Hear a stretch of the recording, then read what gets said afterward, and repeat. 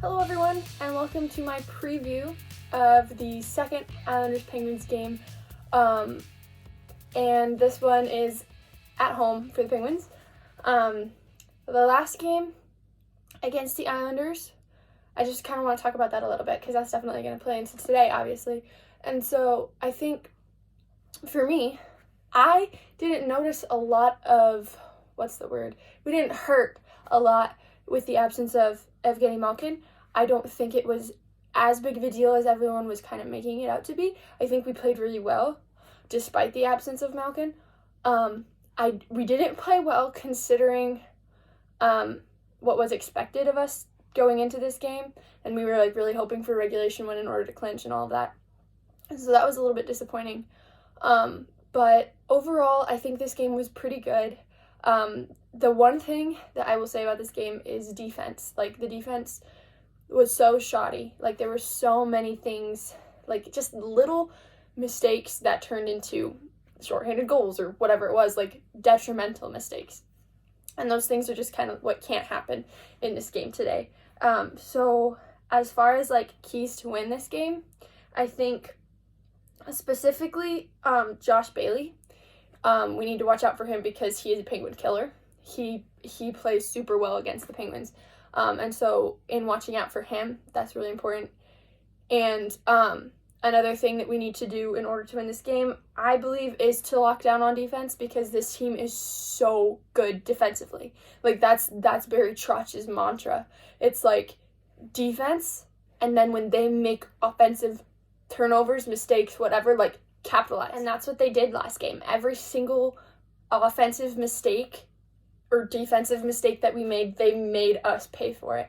And that's what we need to be conscious of, that is their style of play. And we knew that going into the last game. We just didn't.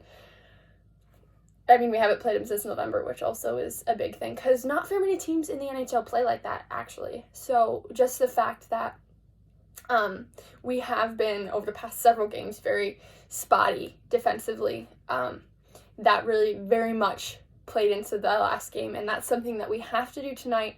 Otherwise, we're definitely going to lose again. I will say the shootout was super disappointing to me. Both Jake and Sid's attempts seemed very half-hearted, and they both went glove side on Sorokin, which didn't really work all night, and so I don't understand why they did that. On top of the fact that Sully put in Letang instead of Raquel. Letang's 1 for 9 and Raquel's 4 for 4, and so that just kind of frustrated me too. I feel like we should have won that game in the shootout, but we didn't want to win, is what it looked like to me, which was very disappointing. Just as a fan watching the game, it's the point of playing the game is to win the game, and it didn't feel like we wanted to win, which was kind of frustrating. But also, another thing that I feel like we have to do in order to win this game is to be able to get more shots on goal, more quality shots on goal. I think we've been doing better at that, but it's still something that we've struggled with all year. It's just we have a pass-first mentality, which is good to some degree, and I really love it when it works out. But oftentimes we just try to force it a little bit too much, and that's another thing that when we get opportunities, we need to be able to get a shot off on those odd man rushes or whatever. The last thing that I think that we need in order to win this game tonight is for Sully to put Raquel on that first line. That line did really good things. They grinded. They're solid. And what I love about Rickard Rakell being with Sidney Crosby is that Crosby is always playmaking for Gensel, but Crosby has no one to playmake for him because Gensel's not really a playmaker, neither is Rusty. And so putting Raquel, an elite playmaker, as well as an elite shooter, on that line with him, Crosby's going to get way more shots. He's going to get way more attempts, and that's really exciting to me because I love to see Sidney Crosby shoot, which is something he doesn't do very often for whatever reason. So yeah, the 3 things we have to be careful of tonight in order to win is shut down Josh Bailey, and Zach Parise played really well in that last game, so shut him down too. Just be very conscious of those players that really grind when they play the Penguins. Lock down on defense because this team knows how to play defense. So we need to step up our game, meet them, match them, surpass them, whatever. We need to play good defense tonight. Another thing about the defense is the thing I'm noticing most with defense is that it's our forwards who aren't playing well defensively, and that's something that needs to change, especially in the playoffs. You need players who can play defense. Like, you need everyone to play a two-way game, 200-foot game, because otherwise, what's the point? Like, if you have the puck, you get opportunities in the zone, but you're not going to back check, they're going to get odd men and score because you can't play defense. And so that's something that really needs to happen in order for us to win this game, and also for us to win games in the playoffs, because, like, if you don't have defense, like, defense wins championships. It's true. And then the third thing, we need that first line. Even if it doesn't have Raquel, we need that first line to step up. I would love to see Raquel on that first line. If it doesn't happen, though, that's fine. I also think Carter played really well on that second line. People didn't like Carter on the second line. I like Carter on the second line. I didn't like him as a winger on the second line because he doesn't play a very good wing. He's definitely a born-bred centerman.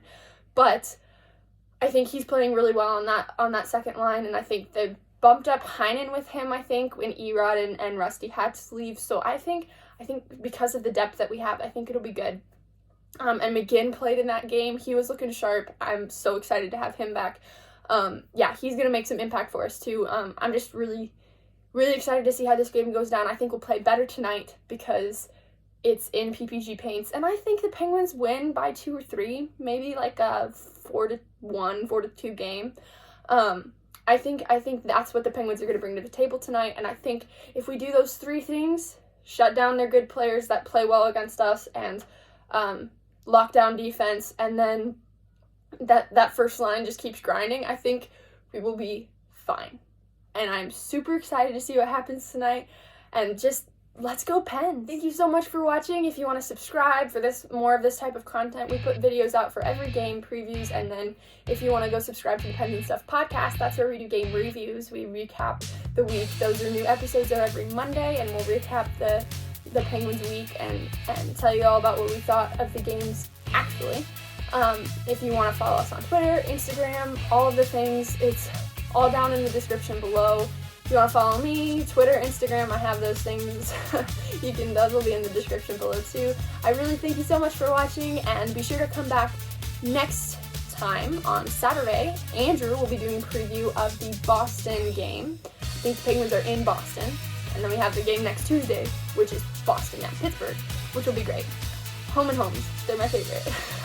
Thank you so much for watching, and let's go Pens. Bye.